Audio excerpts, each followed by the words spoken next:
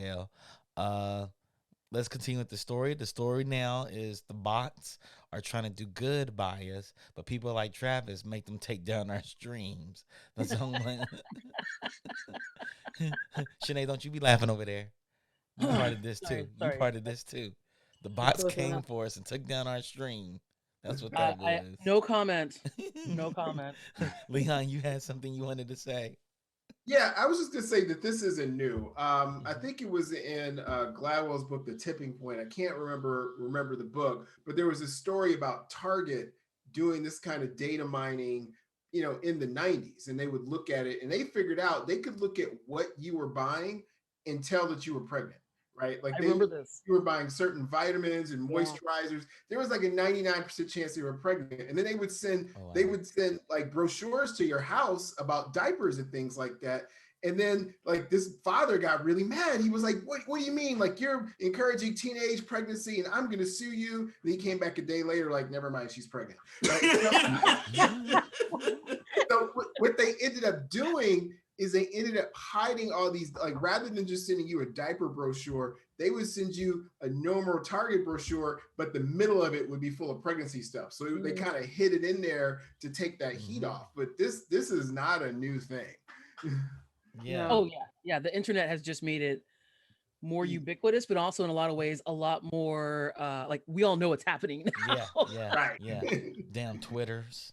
Uh-huh. Damn Twitters. Shanae, you have something for us? I do have something for us. Okay. So, uh, uh Far Cry 6. Yes. Ubisoft has just made some announcements that they're having, they're going, the game's getting ready to come out, and they're going through and talking about it again. And the current state, I love the Kotaku article's headline, which was Ubisoft insists latest game insert name isn't political, because this is a story that keeps coming around every single time. Like Ubisoft has some of the most politically driven games out They there. You've do. got like the They Division, do. you've got Watch They Dogs, do. you've got Mm. oh, what was that other game with like you punching Nazis and killing Nazis and stuff? And the story always comes out and someone says, "Hey, this is really political." And Ubisoft says, "No, no, no, this is not political. It is based on real world things, but we are not attempting to make a political statement." And I find that I understand why they're doing it. It's a bit disingenuous to say that a story about like guerrilla warfare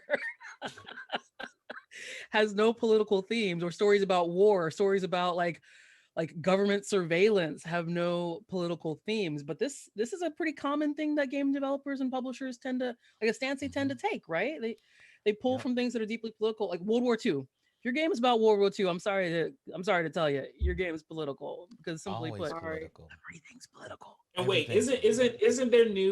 isn't their new Far Cry the one with Giancarlo Esposito in it? Yes. I Yes. believe so. Okay, Yep. first of all, Yes. every time he shows up, you know he ain't no good, He's definitely the bad guy, right?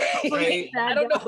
I don't know if he is, but I'm putting money I on don't. I, yeah, there are very few. There are very few actors that, as soon as they come on the screen, I'm like, oh, this is warm and fuzzy. Every time you see Giancarlo Esposito on the screen, you're like, he's up to something. Yeah, Oh, it's he's Gus the bad again. guy. He's definitely the bad. He's Gus. Those are He's Gus? Gus. Yeah. He's what's the guy?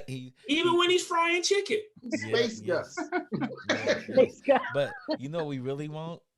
We want him and William Dafoe to be in the movie together and find out who's the worst That's too villain. much. That's too much evil right there. It's too But much evil. it is really interesting that, like, and this is not something that's only localized to video games, but we see it come up in video games quite a bit. I think partly because we're still such a new medium, Mm-hmm. like in the grand scheme of things, in the grand scheme of like entertainment, movies, TV, Yeah. books, like movies, TV, and books. They're like, yeah, man, this stuff is political. What? But in the video game space, we still sort of have to back off from it, even when we have things that clearly have overtly political themes. Yes. I mean, the like in this this interview they talked about how they actually traveled to Cuba with folks who were actually part of the guerrilla warfare back in the 50s and 60s. Like they traveled with people who were part of it. Yeah. And it's I'm not fairly- political. But it's not political. That's so, instantly political.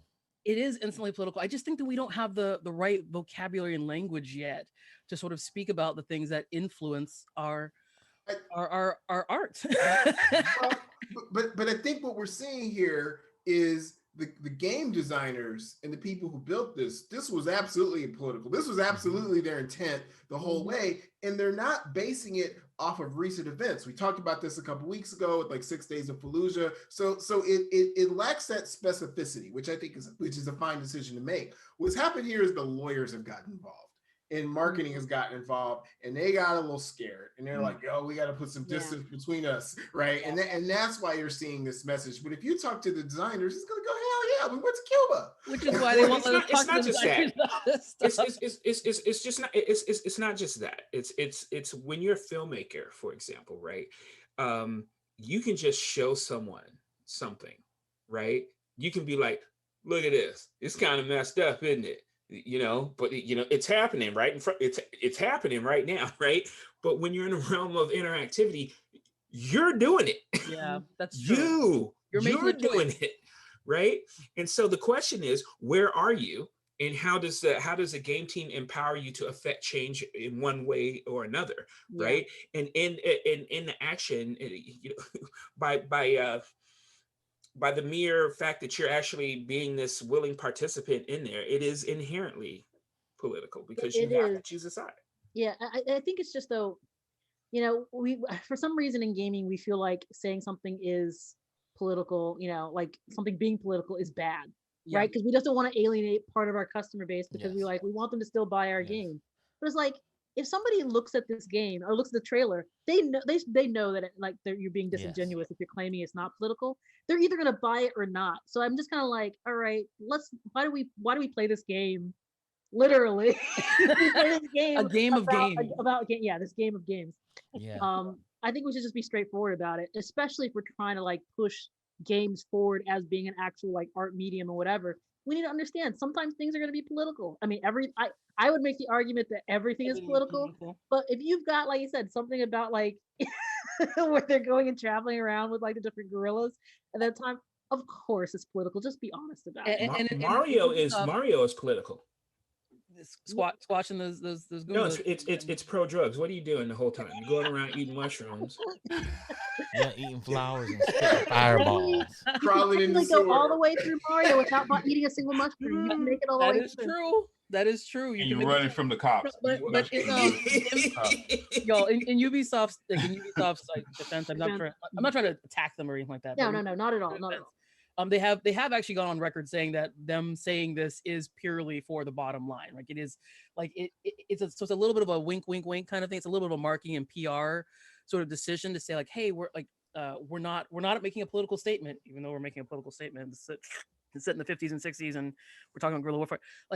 They're sort of trying to ride both, have it both ways a bit here, and that's why I sort of attribute it to just the youth of our industry, the youngness of our industry, and the fact that we still so often the discourse we see online is oh, why do we have to talk about politics? This is video games. Just get your politics out of here. You're so well. It's guys, video games are made by people. It shows the maturity of the audience, that thinks their life is default. Yes, and it's they're made by people. Everyone on this call has at least 10 years in games. That means we've been making games for a long time, looking like this, right? Yeah. So I think that's where I think the more companies that sort of run away from, it might be the right decision for them, in the vacuum, but the more companies that run away from this conversation about a war game being political, or a game about identity being political, or a game that happens to have a woman as the protagonist being political, the harder it is for us to actually have a reasonable conversation about this, and we're always stuck in the same circle. Yep. Leon, that's it. I want to play Far Cry. Okay. I want to play Far Cry 6. So I definitely want to play it. I'm excited about it. All right, here we go.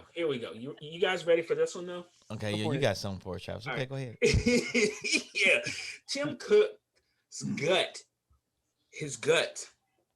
says that the Apple Store is profitable. Okay, but Apple won't back it up with data. Okay, all right. His gut, not a P&L. If there was ever a time where "Come On, Son" was applicable, it's that one, right? So I'm looking at this, the Gama Sutra article, and it's already stating the obvious, right? That Apple generally takes 30% of all App Store revenue generated by third-party developers, including premium app purchases, subscriptions, in-app purchases, Mm-hmm. Basically anything that damn phone touches, right? Yes. Okay, so as of last August, that cut was reduced to 15% for publishers that were earning under $1 million annually. And so he says that Apple doesn't calculate profit or revenue on a division by division basis. So there's no telling how much of Apple's cash comes from the App Store. An internal Apple Interesting. document reviewed during the trial, this epic trial, basically, Yep. seemingly attempts to gauge profitability. But Cook argues that it was a presentation looking at trends over time rather than a detailed report with accurate figures. Okay, That's a lot. stop playing. Stop playing. Okay, like seriously, like I there's no way you can tell me that there is not a personal app that Apple has built where that can actually touch a button and tell you to the damn penny how much that app store is making. Okay, because you can just get App Annie, for example, right, and tell like on a per app basis what app is making goo gobs of cash or not, right? Yes. So this information has already floated to the top, that you can actually pay for, right? Yes. So, and it relies on Apple's infrastructure in order to glean these results, right? So come on, son. Well, Yeah. Seriously? I Seriously. think to your point, man, if they didn't know how much money they were making, how could they do the 70-30 split? Right? Right, So, right, so Exactly. right. they know exactly, and they know how much they're paying the people that work in that division. There's your P&L. So Yes. that's garbage. And It's garbage. The I other said way this that it's exact garbage. thing. The Uh, uh, largest portion of my budget is headcount. unless Tim Cook is a really bad CEO, you guys, and doesn't care about money because he doesn't No, need it, and he says, "Hey, don't nobody talk to me about money. Let's just talk about making products." Tim Look, Cook is And the that's numbers no guy. CEOs ever like that. Tim I Cook mean, has an app on his phone where he can press it, and it probably has a drone come and just drop piles of money in front of It it. actually delivers the money. Let Money me tell delivery. you something. He That probably he has drone probably could. just a keeps speaker going on like that phone. showered in gold coins like Yes, Mario. yes, it's like Sonic. There's like But gold well, the rings, gold ring. So teleport. yeah, I Yeah. do believe that though. That if you hit Tim Cook really hard, probably Sonic gold rings would pop out of him. Like it's just Fly all out. over the Coins place, just right? pop Like out. Ching, ching, ching. I mean, But like yo, When he seriously. stubs his toe, like a golden. Yeah. But I mean, here, it's just on his face. On his face, it's just so damn ridiculous, right? Like I would have had so much respect for him if he would have just turned to the judge and said, "Yeah, Yeah, we make a lot. I mean, yeah, here's where it's disingenuous. In 2007, the iPhone launches, and they didn't want to do apps. They didn't want to give you access to the hardware. They were like, just do web apps. Steve Jobs had zero interest yep, in apps. yep." They don't say that junk anymore, right? There, I get a thing from the Apple Worldwide Developer Conference. I'm getting those emails right now Yep. to show up for that. So Yep. just the fact that they changed their tune so fast, and additionally, their entire company is swinging more towards service-based architecture. They are recognizing that revenue stream is more effective than selling expensive ass hardware because because people can't buy $1,000 iPhone every year. Sorry. Yep. So how do you get that money coming in? It's the apps. Yep. Yeah. It's gonna 99. be really interesting to Microtransactions, see. IAP. Yeah, sorry, it's gonna be really interesting to see like what the ruling is for this kid because the case just closed up earlier this week. They finished with the closing arguments and everything. I think Boy. the ruling is expected somewhere in like the next 6 or 7 weeks. They were saying. Mm. So it's gonna be interesting to see what direction, like whether it's like an outright win for Apple, an outright win for Epic, or whether there's some kind of like weird like hybrid thing In the somewhere middle here. thing. Okay, Yeah. so let's be intellectually curious and dangerous all at the same time, right? Uh-huh. You're gonna ask us to make predictions, aren't you? You I damn right. Is this gonna be like so we can come back to this later and be like, See how wrong oh we y'all were? was wrong. Travis, you go first. Yes, so I'll go first. How about this? Uh-huh. Okay, I think that Apple's going to come out on top. Okay, However, okay, it's going to be one of those things where the industry now is going to be looking very closely at Apple post this. And I think that this decision, whatever it is and how wrong it is going to be rectified in under 2 years. Interesting, interesting.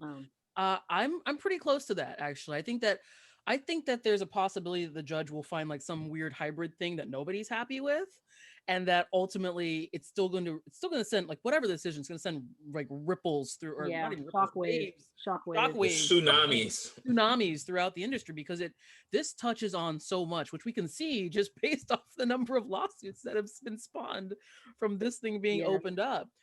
Yeah, I think the next 2 years are going to be interesting. Is the euphemism I'm going to use.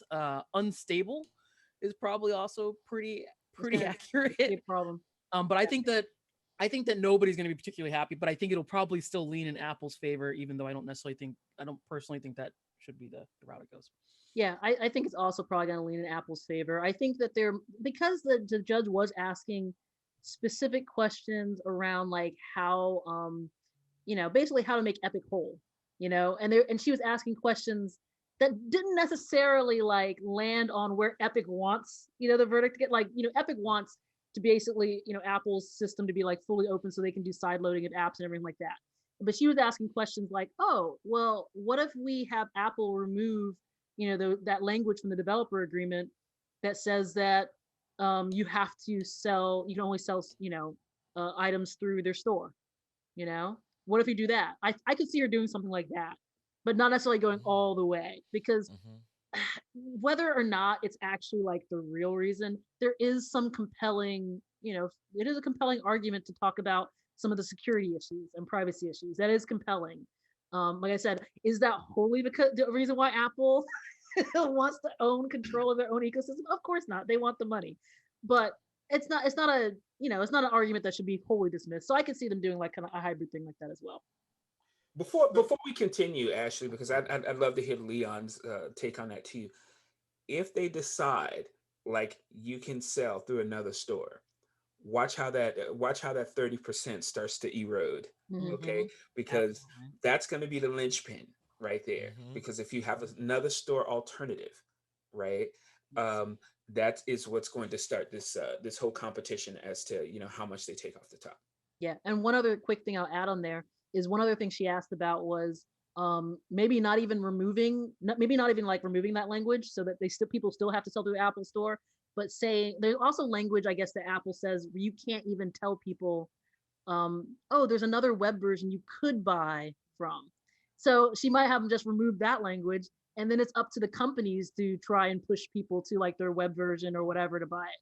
Do you So think that do you think that this might be a good idea? Like it gives you like a choice, right? Like right at the beginning. Do I want to get this from the Steam store, the Apple store, from the Microsoft store, from the Epic store, right there on an Apple device? Oh my God, So there's my head is precedent. exploding right now There's because that'd be interesting. there's precedent for that. You install Windows and it asks you which browser you want to use as a direct result of these True. types of cases. Yep. well, Leon, you were old enough to remember like when we were making well seriously like when real time or video started really becoming an issue, like most of us are like when you would double click on an AVI right on your PC, you would instantly be front and center with this battle over who was going to play it. Was it going to be real player? Was it going to be Windows player? Oh Was it yeah. going to be some junky other player? What is it? Winamp? What is it? Mhm. And it caused a lot of confusion. I mean, buy VLC. an Android phone. You have that today, right? Which Yeah. messaging app do you want to use? I don't know. I got Yeah. 8 that's coming up. So They just got rid of 3, so you okay? yeah. So but here, just to weigh in real quick on this. So I want Epic to win this because I think the notion as a developer paying a third of the revenue to somebody providing you an S3 bucket for a download is criminal. It's ridiculous. So I do want Epic to win, but I think I do see Apple coming up on top. But I also see Apple likes to play fast and loose with their requirement and their rules. Like they'll put you through certification and judge you on things that haven't been written down. I think those days are over. Like I think that noose is going to tighten real fast. I think the noose is going to tighten real fast on their financial reporting. Like Tim Cook's not going to get away with, oh, I don't know, because it just So much. there. You want me to jump in the money bin and just swim down there? Yeah. Hold on, let me get my Scrooge McDuck on here. Right. You know how Scrooge would like swim through the money bin and be like, "There's one coin missing." Exactly.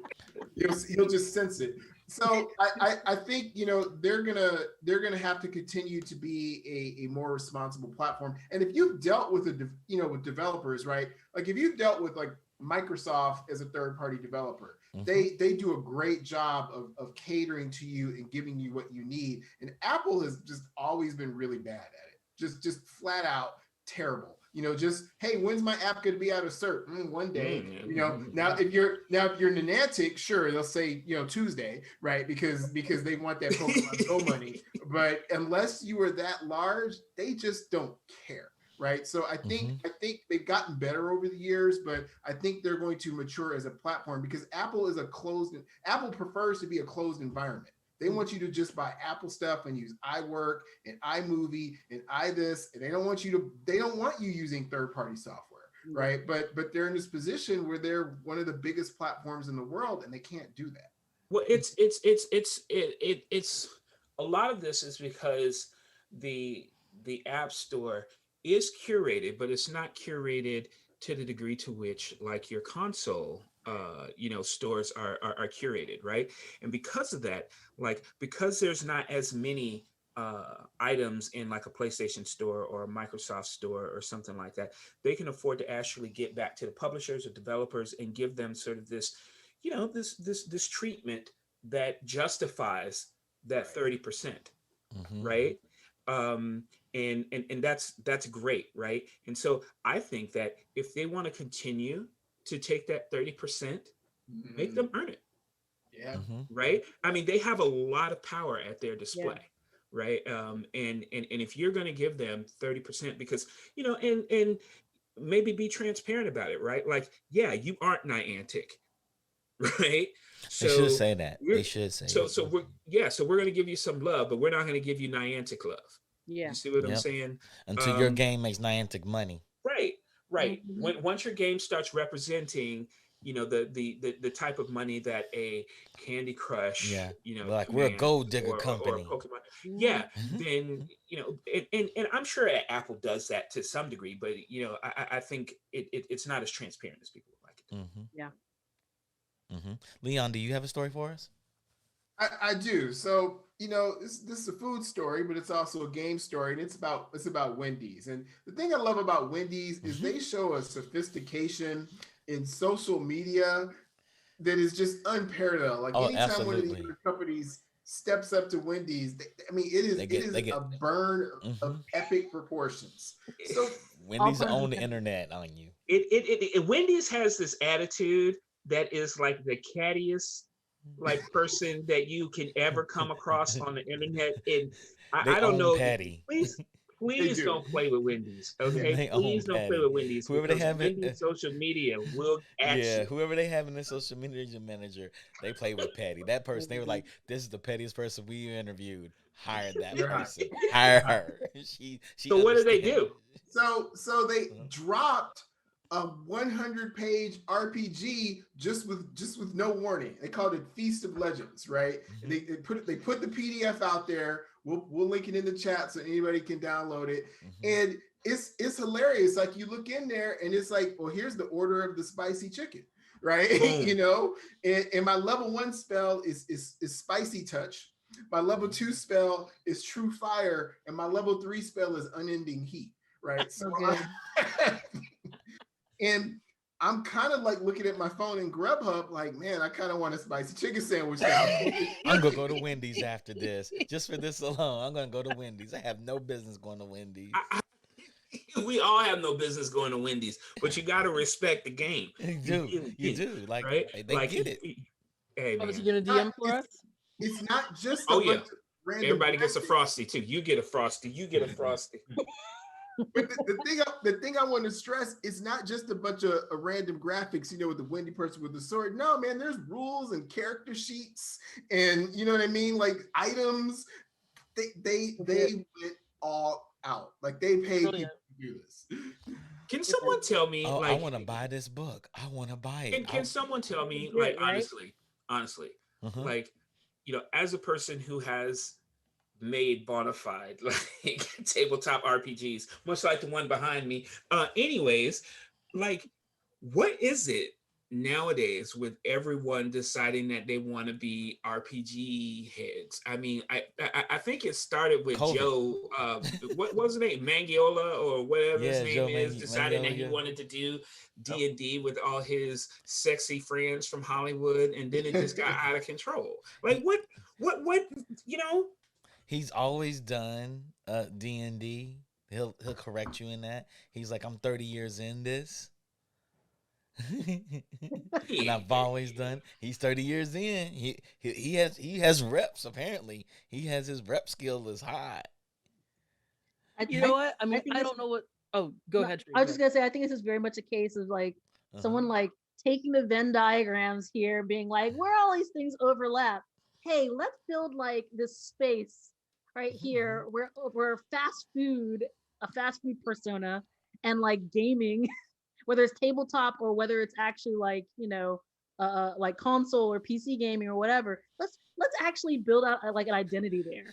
Yeah, And like, because I mean, KFC has a gaming Twitter, which I'm like, what? I didn't KFC even has a know. computer. Yeah, it's crazy. Yeah. But I mean, it works so well. Like, I Uh-huh. mean, Wendy's, I think Wendy's is a champion of it. I mean, frankly, like Leon was saying, I mean, and like actually I, everyone was saying, like their social media manager is like undefeated. Really? yeah, it is They undefeated. actually have a day every year that's just like a roast me day where you can just tweet them and be like, Wendy's roast me, and they will roast you for 8 hours straight. It's so good. So I'm I trying to tell mean, you, they so they hot. found the pettiest person they could. And it's like, yo, you're our social media manager. They it's probably had a brilliant. roast off, a petty party, and they brought in 10 petty people. It's like whoever survives by the end of the day gets the job. And I have never seen that brand of petty, okay, It- outside of black people from the South. So I don't know Guilty who as that charged. person is, but if it's a Saying black that. woman from the South, for example, I'd be like, yep, called it. Okay. Oh, Because I have Hey, never hey, seen, hey, like, every time there is a leader of petty and like basically like Black Twitter or something like that, it's always a sister from the South. yeah, Oh, petty. it is. Hey, I have something to say. You go Yeah. to this website that said the fight against frozen beef, the nation of Fresh Tovia has been the lone beacon of hope in the land of beefs keep for decades. And you're fighting the ice jester, The ice which is gesture, which is McDonald's. McDonald's. it's It's so good. beautiful. Man, And, That and we you should we see need the to get art that they have where they KKK. redesigned Wendy like to be like an RPG character, this like fabulously designed RPG character. It's Oh. great. The cover of the Great. book, I really want to buy the physical book. Like It's I great. would just buy this book with the I just don't know how full we got version. here. Like, when I was in middle school and high school, kids were getting rolled for rolling dice. I mean, you know what I'm saying? They'd be like, "Get It's out of here, better- Witcher D10," and punch It people was in the the face. same thing with like comic Mhm. books and video games, Yeah. Yeah. right?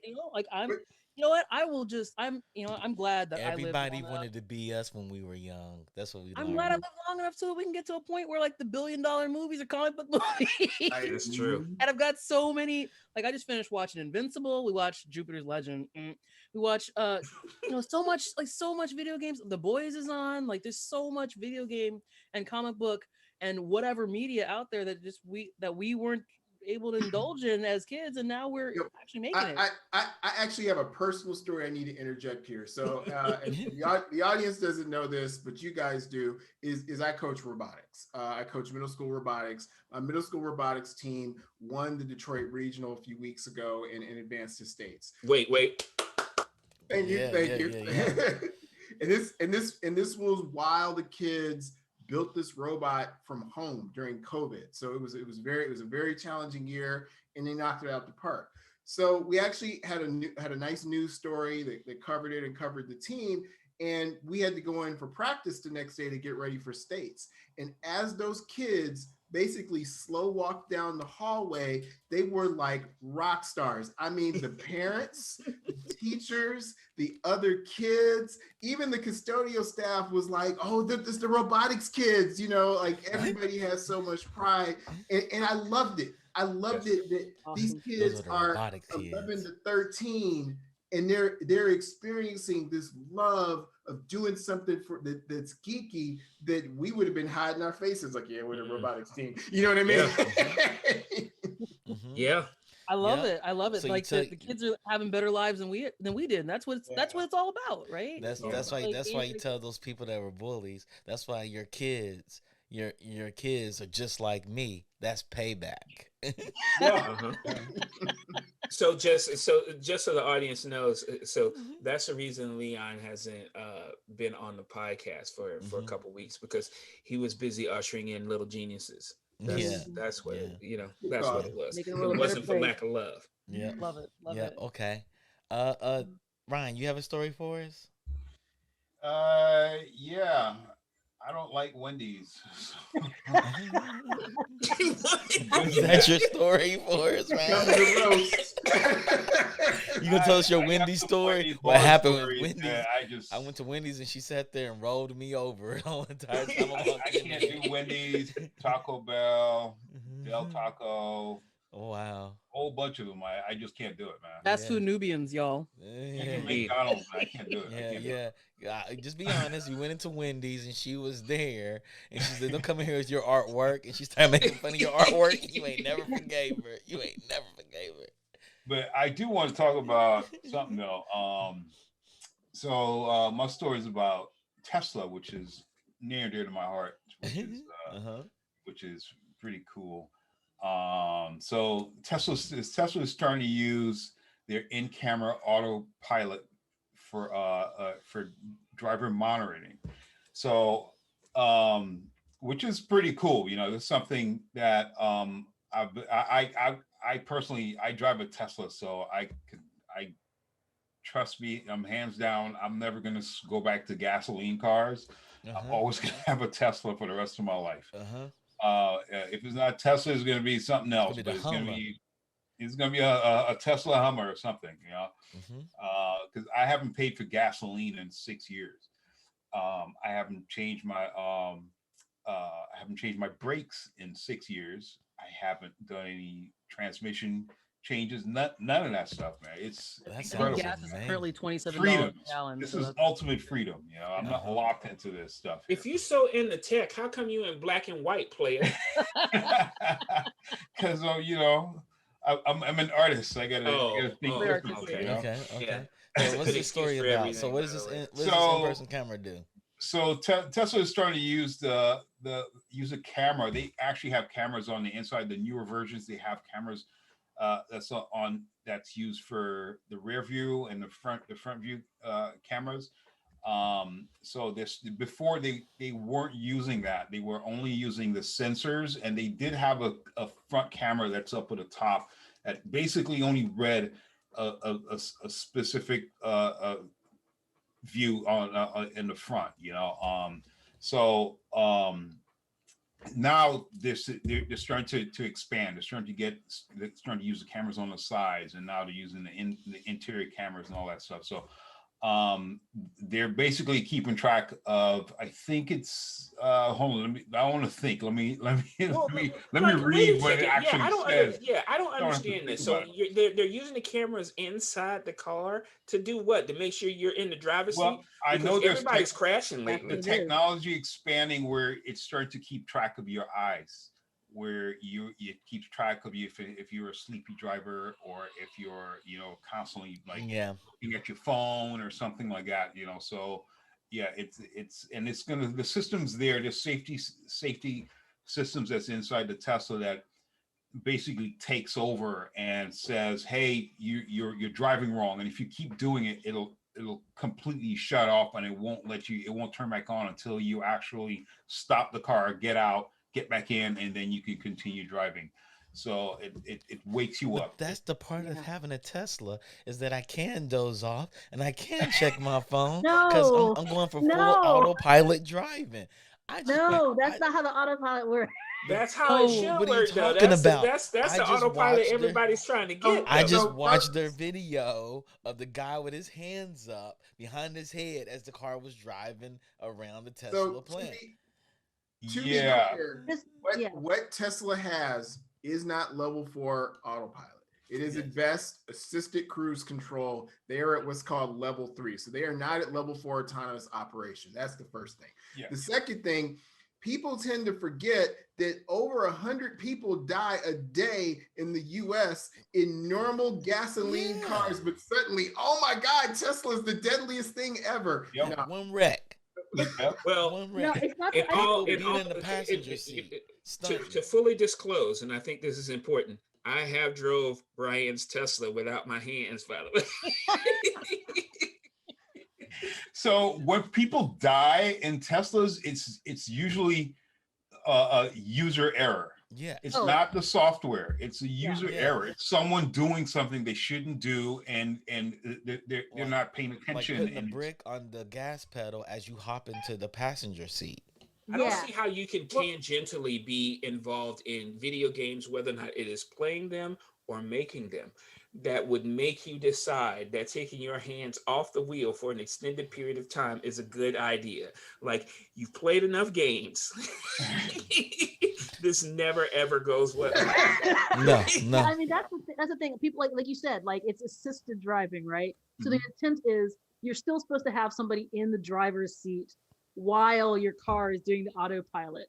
But we've had a few instances. I mean, of course, they're getting a lot of press and stuff like that. We had one actually over here in the Bay Area in the last month where a dude was photographed and people called the police because they saw him sitting in the back seat of his Tesla while I was driving with no one there. And he's like waving at people. He was like, he was having a good time. Yeah. He got arrested for it. And like, the police found they arrested him. And then when they went and interviewed him afterwards, some news station, he's like, yeah, I'm gonna keep doing it. He's like, yeah. He's like, it's autopilot. I'm supposed to be able not autopilot yet. Like, we're not there yet, y'all. Not there. Hey, I know one thing. When my Tesla truck come, it better be there because I paid for that. Yeah. I paid extra money for that. I just want to know autopilot. I just want to know, at what point does your Tesla start advertising your mom's toothpaste choice to you? I just want to mention, okay, my Sonos sound system says it's wireless, but I guarantee you there are wires. It's not all about just the name. Wireless TM.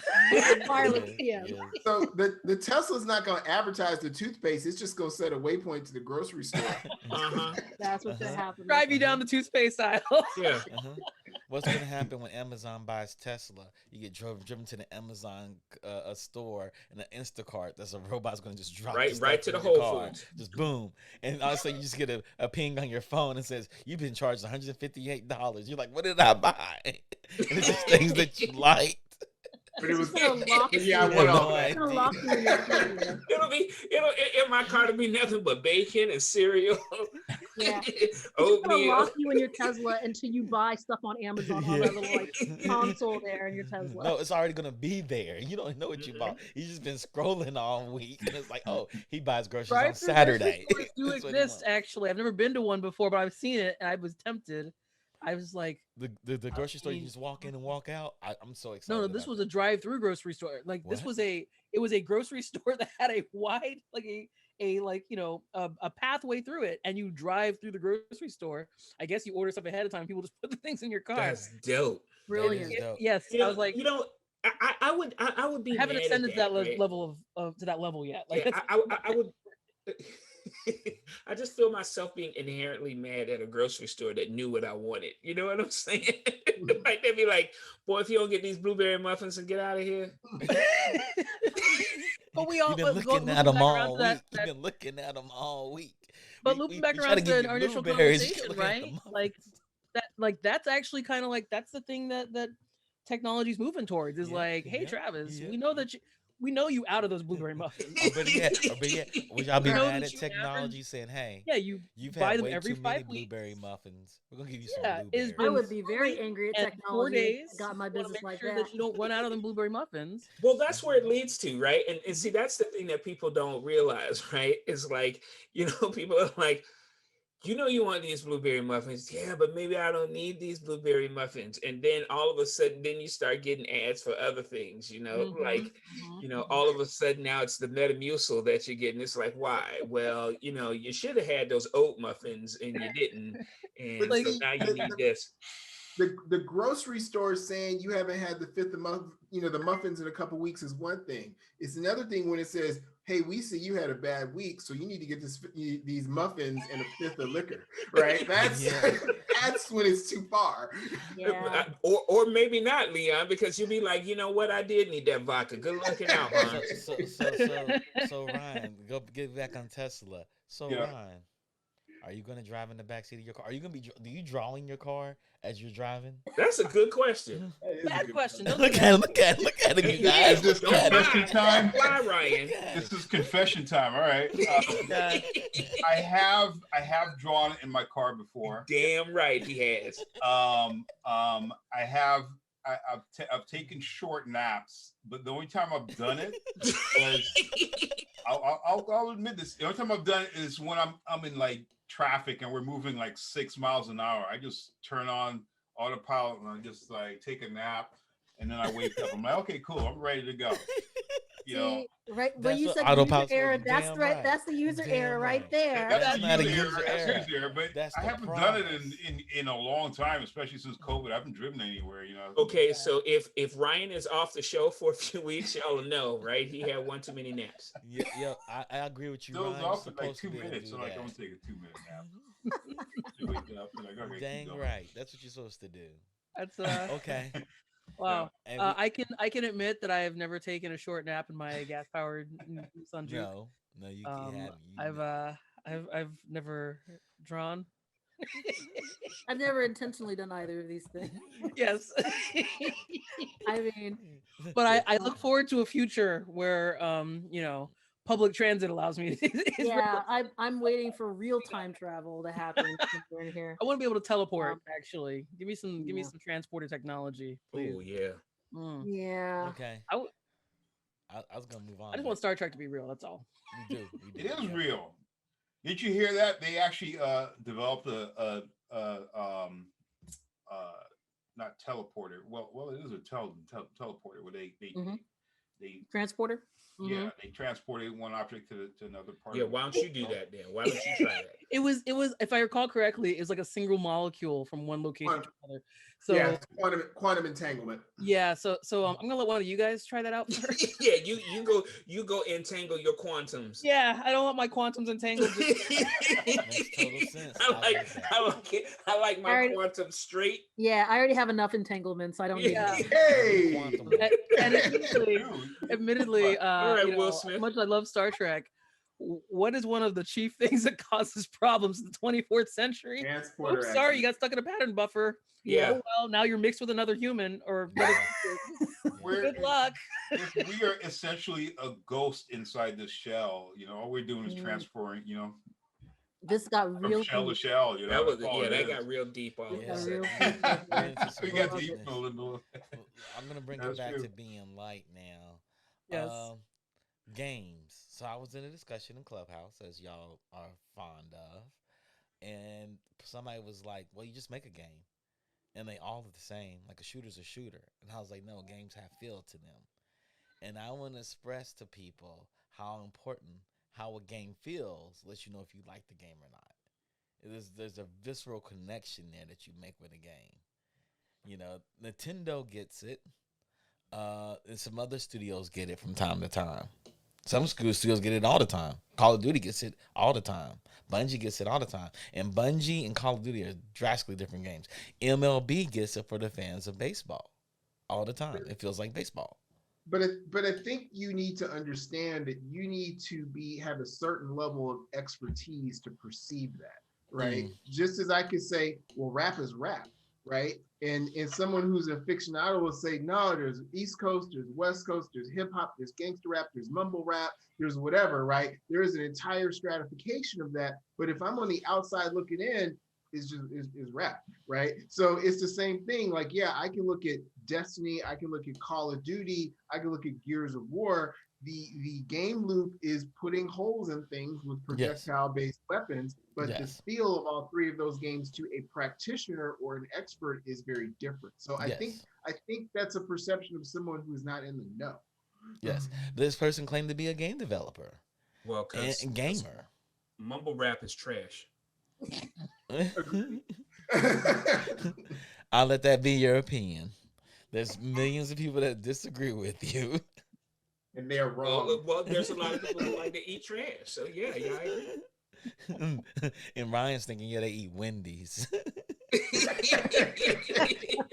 I think this is a super interesting conversation like that too, because like you said, like from a enthusiast perspective, from like a gamer's perspective, someone who's not making games, like they start to develop preferences. They start to say, hey, I like this game over that game, but they might not actually be able to put into words why they like this game over that game, why this one feels a certain way, why this one actually, like, why is my sniper rifle feel so loose in this game versus they can acknowledge that they know that they can't technically understand it, but they understand how it feels. And but that's also true for game developers too, right? Like they also can develop these preferences, but they may have no idea how to make it feel that way. Like one of the stories, I've probably told this story before about, so I'll give a really quick summary of it. We were working on the Outer Worlds with the folks at Obsidian, and one of the things that we wanted to do is we wanted to get the combat right. We wanted to make the combat feel better, right? Obsidian is really great about narrative, but when it comes to combat, like that's one of the things that they could use a little bit of plussing up on.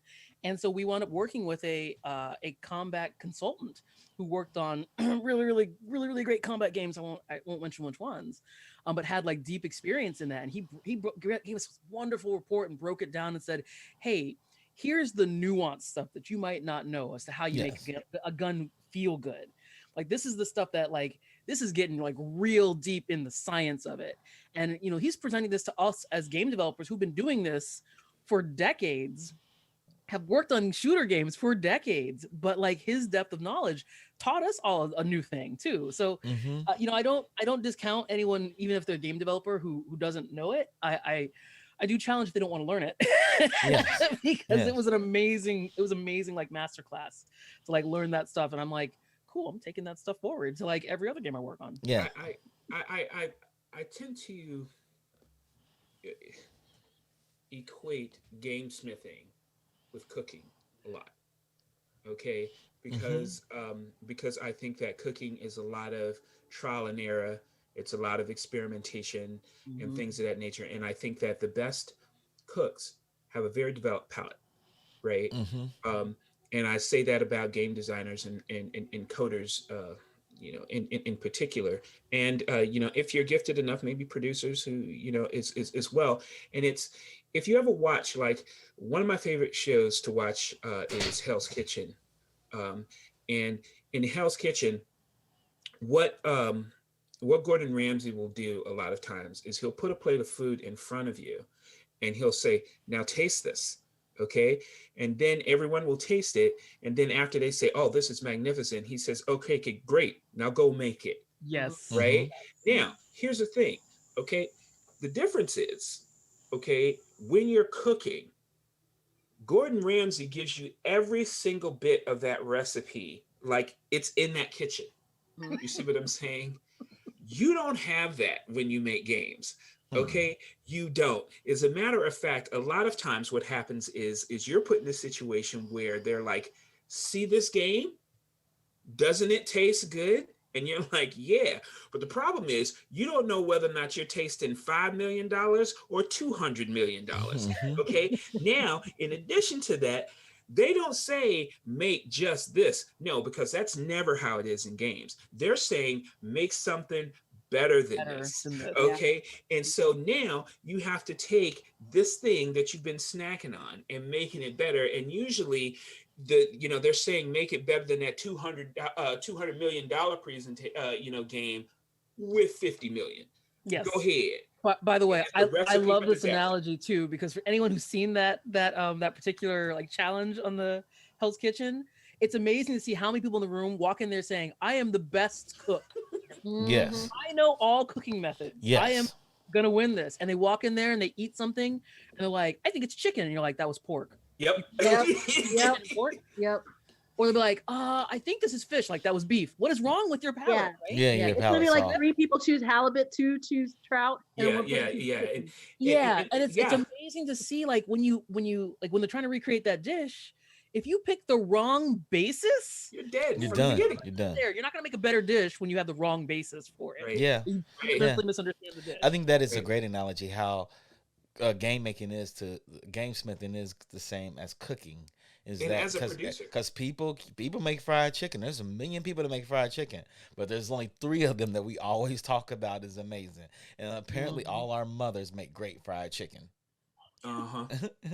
Or And on. as a producer, a Mhm. lot of times, when you're actually working with like a new group, Mhm. okay, of people, I think the most offensive thing that a producer can hear from a development team is to have to have a team poo-poo the work of another team on a subject matter that they have not tackled. Yes. You Yeah. see what I'm saying? Because it is only until you have walked a mile in those development shoes do you develop the proper amount of respect Or for whatever tech piece is in front of you, no matter how mundane it might seem. or You see or what I'm saying? or. And unless you have done it, Mhm. unless you have succeeded, do the industry and your company a favor and be humble until you can get there because you have no idea what's in front of you Or yet. better yet, a team poo poo the gold standard of a game because it didn't sell well. Mm-hmm. Or Like have how Travis poo-poo Pokemon game Yeah. in Yeah. general. Just Travis dang shots not fired. respecting the Pokemon. That's right. Shots fired. Pokemon. That's right. Shots fired. But that is a thing. So who is the owner of a game that feels good? Who owns the feel of a game? Who's the responsible individual on the team that says, I own the feel of the game? That's a trick question. Hmm. Give me an answer. Give me a straightforward answer. A non-trick Okay. answer. Everyone. Everyone. Yeah. I don't think there's one person. Single person. I Games think are made. Everyone. I mean, like unless we're like games of a certain scope are not made by one person. They're not Mhm. made by 2 people. They're not made by Speak 5 on it. people. These big games are made by literally hundreds of people. Like we've said before, like you play like any AAA game, any quad A game, go hang out in the credits for a second. It will take 10 minutes for them to scroll by. Sometimes you get an achievement too, by the way, Yeah. because it is always nice to see not just who makes the games, but just how big those games are, Hmm. how Yeah. far spread they are. You have a game that has 1,000 people, and I'm not even exaggerating. A game with 1,000 people That's who not worked including on the it. outsourced Trust, houses. It's not yeah, including more outsourcing. exactly. They're not placed in one location Mm-mm. because that just very rarely happens. You probably have a few different a They'll 300 list the person team outsourced here, company. 200 person team If here, this and company several did it. 50 person teams. Hmm. So just think about the logistics of that. That's challenging. Like we've said before, like, hey y'all, you've had the experience where you've had like 5 of your friends. You're like, let's order pizza, and then you wait 45 minutes while you try and figure out what pizza to order. Okay, imagine all those friends are in different time zones, some on different planets, and you got to figure out what pizza to order. Like, and we're talking about games here. Like these are multi-million dollar endeavors. Like they're very expensive, very complex, Mhm. very unique. And you've got like lots of folks some of folks who are involved in the game development itself, a large teams involved in the game development. But then you also have the business imperative because all of these Yep. things, like we love making games because we love the creativity and the fun of it, but also it's gotta make money.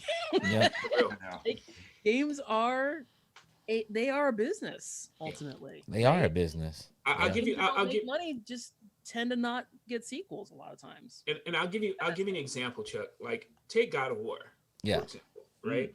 Okay. So if you take God of War for example, like everything, like if I had to boil God of War down to like one word, it would be struggle. Hmm. Right. Everything is a struggle in God of War. Right. And it's a display like this gross display of power, but that has to carry through to everything from the sound effects that you make, Hmm. right, to how things are animated, to your VFX, to everything, you know, and so when you can go to every one of your teams and say, this is about struggle, this is about you, you know, basically just forcing things all the time, right?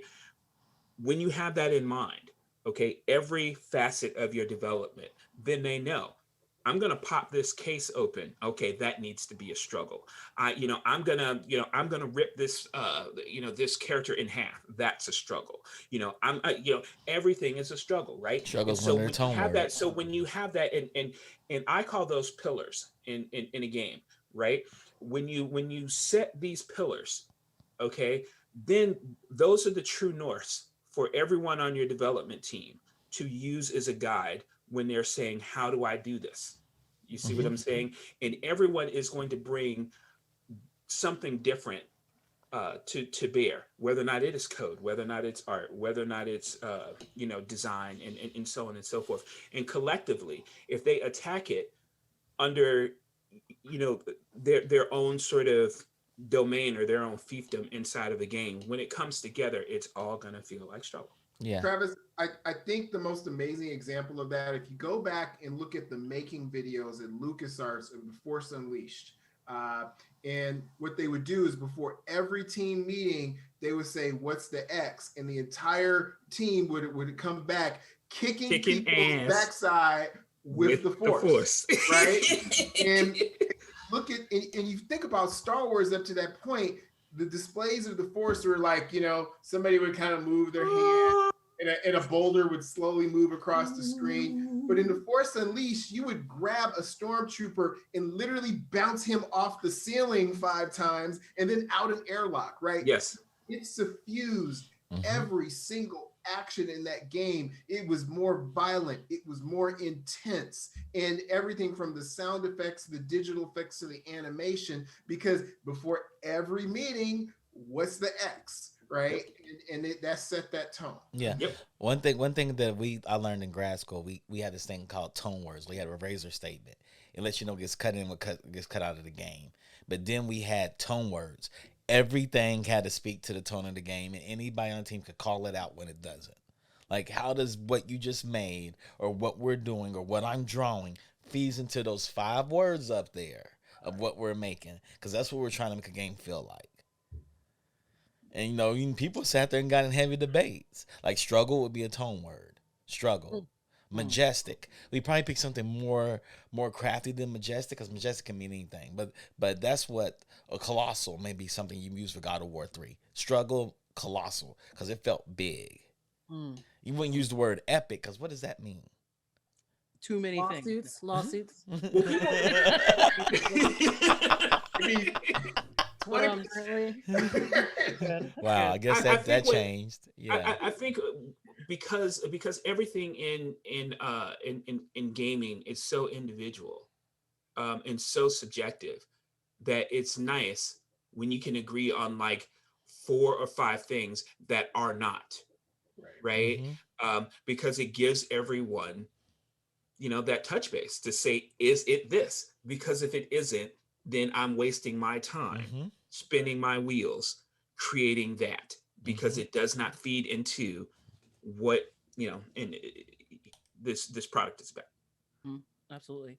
I think this is a super interesting conversation. It really goes to the heart of game development, especially when we talk about the defining the creative vision, and getting people bought into it. Like, we've all worked on games where the creative vision wasn't strong enough, wasn't solidified enough. No. Was constantly changing. No. And let me tell you that the end result of that is very rarely a good thing. But we could definitely talk on this whole topic by itself, just talking about creative vision and how you define that for hours. Maybe we should have that for the next show. How to keep a vision, because creative vision. That's good. A lot of games don't keep it. Yeah, that's the next show topic. Or they're so they're not well established, so they're easily swayed. Ways that just Before we go into before we go into see what everybody's playing, is how a game feels really, really important. As game developers, do y'all think feel is important? That's the only thing that's important. Yes. Yeah. It means different things. That is literally the Yeah. only thing that's important in a game. You know, that's why Angry Birds beat the other 40 clones that came out before it, and the 800 of them that came after it, because it just felt right. Everything, the sound effects, everything just felt right. And the fact they use a It's why when scrum, you see they use scrum to define the chickens and the pigs, and made that characters in the game is amazing to me. Yep. Only Great. nerds know that. Only software development nerds know that. Yep. Mhm.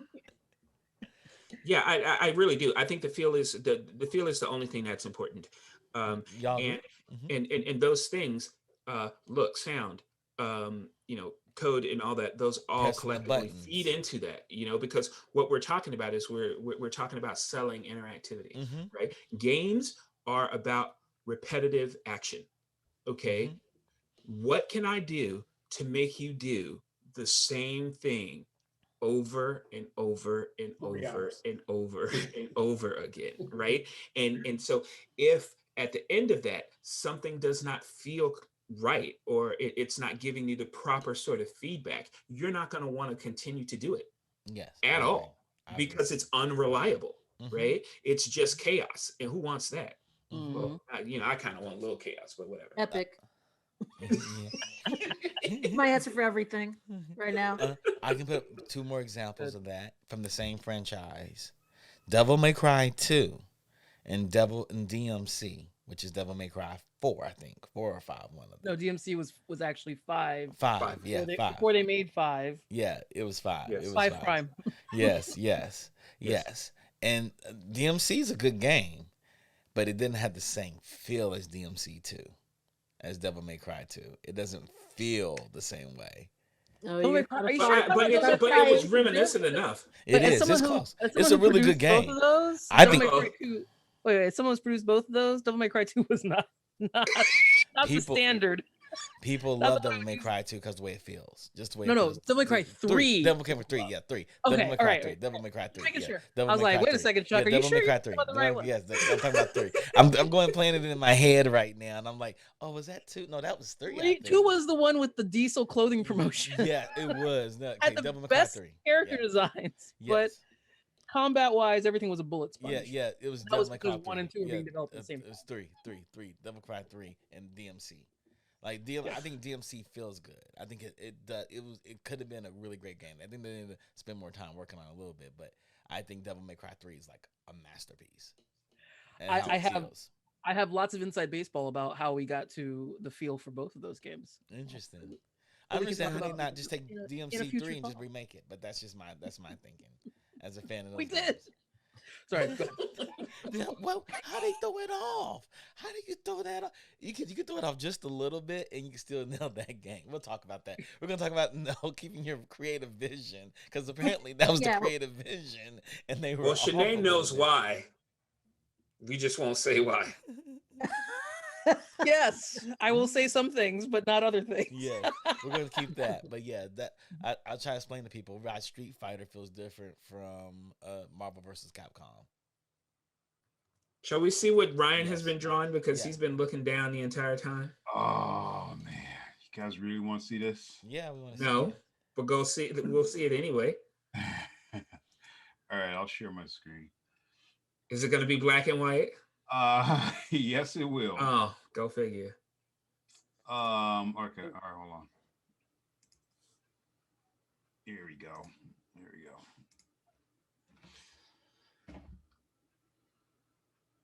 Oh, I know wow. that. Drifter. Yeah. Nice. Working on that. Wow. Okay. I done He's seen it, always yeah. he's always shooting people. This is a Yeah. different type of gun feel. That's who he is. He's a grifter. He's always So, shooting people. it's actually a massive piece. I'm not sure if I can show you guys the whole thing, but Zealot's over here too. Zealot, yeah. So I'm piecing that together. Oh wow. Nice. This is my main focus right now. Wow. That's Wonderful. good. Wonderful Fantastic. as always, Yeah, we don't need to see no more because I don't care about your skills. I'm gonna be petty like Wendy is right now. I didn't realize Grifter was left-handed. That the image is flipped. Oh, okay. The image is flipped. I flip it to Boo. When I'm inking, because I see it in reverse. Well, I'm left-handed. Who else is left-handed? Anyone else? No, we're all normal. You're- Sorry. We're all normal. That explains a lot. Just kidding. Disclaimer. I'm not left-handed, but I use my left hand when I play drums. So Oh, well, there you go. Yeah. Rock on. What is everybody playing? Speaking of playing, anybody sharing what they're playing right now? I'm playing Grindstone. I love that game. I've been playing it's on mobile. I think it's also on Steam or whatever. But we were talking about a game that can make the user do the same thing over and over again and really enjoy it. It's a great game. It's a hard game sometimes too. That game cheats like out of nobody's business sometimes. But yeah, that's what I'm playing right now. Speaking of doing things over and over again, Sinead, what are you playing? I am still playing Returnal, Mm. which if you guys are familiar with it, it's a roguelike. It's on PS5. It's basically the only game I own on PS5, and it has been occupying a large portion of my gaming time. I finally beat the second boss. I have feelings, but it's a really smartly, really well designed game. It has so much of Housemarque's DNA all over it. And if you guys can find a PS5, I highly recommend playing it, provided you know that you are in for a butt kicking, because the game, the difficulty it's up there. It is Bloodborne and Dark Souls hard. So just get ready. or not. Or not.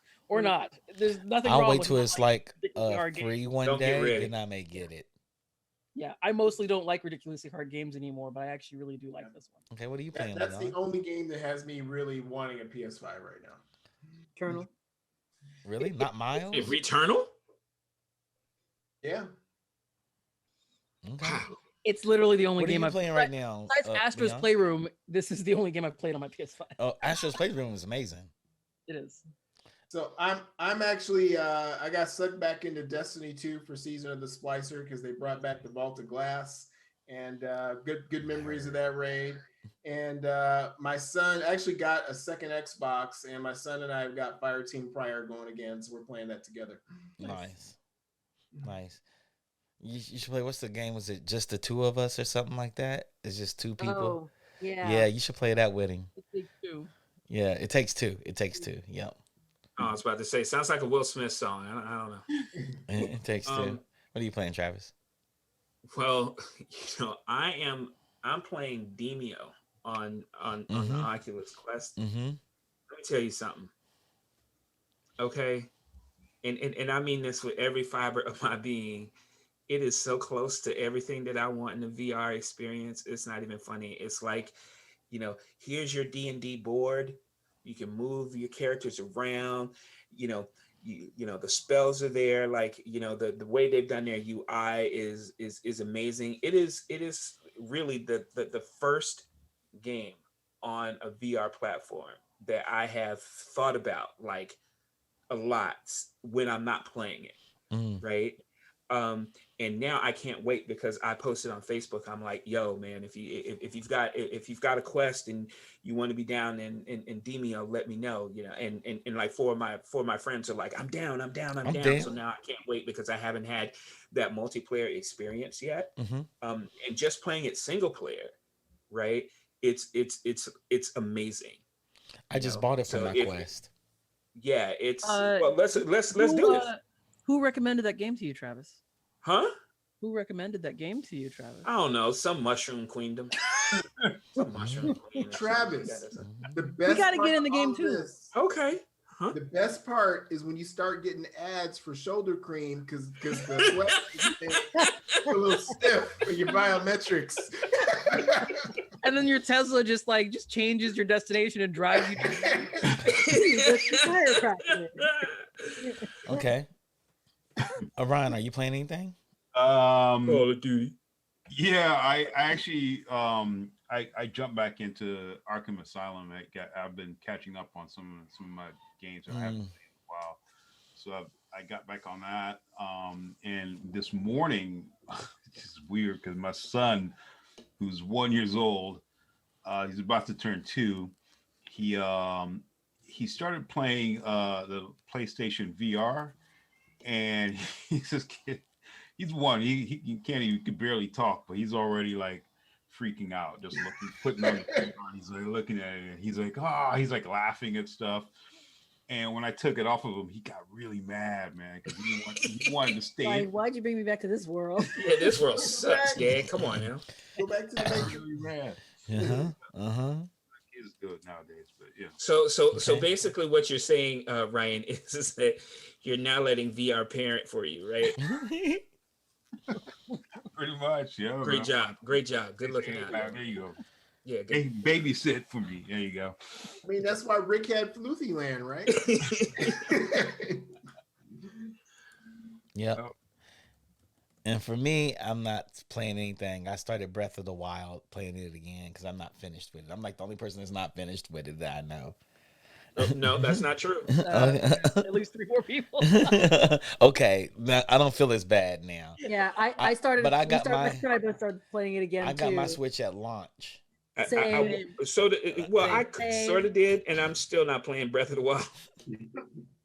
My sister and I both got our Switches at launch. Also, And I got all the way to the end, and I haven't finished it because I went looking for all the shrines. And now 3 years later, I just started. I restarted it maybe about 2 or 3 weeks ago. Oh, wow. My dad has finished it twice. Oh yeah, I was about to say, didn't your dad just keep playing Breath of the Wild? multiple Like, times. Multiple times he has finished Multiple the game. times. And when I say finished, I mean 100%ed. Everything. Wow. He was All like, 900. He's like, I got all 900 Koroks. Oh I wow. don't even know I'm what to not say to doing that. that. And I'm 600 like, I'm not shrines, gonna do however that. many it is. I got 120 shrines. Not doing that. Not doing it. Your dad has time on his I got hands. stuck on the DLC where they stripped you down to your boxers and made you level up through everything. Yeah, that's where I got stopped. Finished all of that. Just everything in that game breaks too much, right? I'm like, I'm I not agree. playing this. I agree.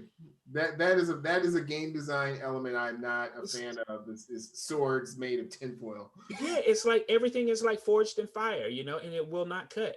Mm. And it's an interesting Game choice mechanic, there. yeah. I've gotten used to it and everything, Okay. but it did take getting used to when I first was playing it. So I was like, what the heck? I'm used to just having like my sword. I have one sword. I get to, it breaks This everything for the sword- next sword. Will not kill. Exactly. Okay. And Will not and kill. on that note, Well, that concludes our show. Unless you have something else to say. Want to Nope. say something? That's what you're leading to. No. Breath of the Wild is the only thing I'm playing, and Cherie, we already talked about what you're playing, right? Yeah, I Yep. think I'm grindstone. So Grindstone. yeah, I guess that's something I'm not gonna play because there's the word grind in it. But I'm glad that you like it. it's a good puzzle game. I think I you would bet. like- I bet. I got Breath of the Wild to beat. That's a grind. Yeah, it is a grind. I haven't beat my. I have a stack. My stack is ungodly right now. I believe it. I believe it. So I just want to say that I just want to say that a grind is gameplay that you resent. Thank you very much. That's true. That's fair. So Travis thinks we'll all challenge you on Nintendo that in games. future Travis thinks all future Nintendo's episodes. games are a grind. we're at 226, y'all. Okay. Okay. Probably let folks get on with their days. With that said, thank you for coming to our show. Thank you for tuning in, hanging with the Nubians. And we'll see you next week where we'll talk about creative vision. I want to give a shout out to Digital Click for always providing all our promotional materials and our overlays and everything for us. And if you need some digital assets or if you need some even help with marketing or whatnot of your products, hit Digital Click up. Tune in for us later on today. We have Pod Squadron, and tomorrow we have Nerdtastic. I'm not sure what they're talking about, but tune in for those shows. With that, we'll see you next week. Peace. Peace.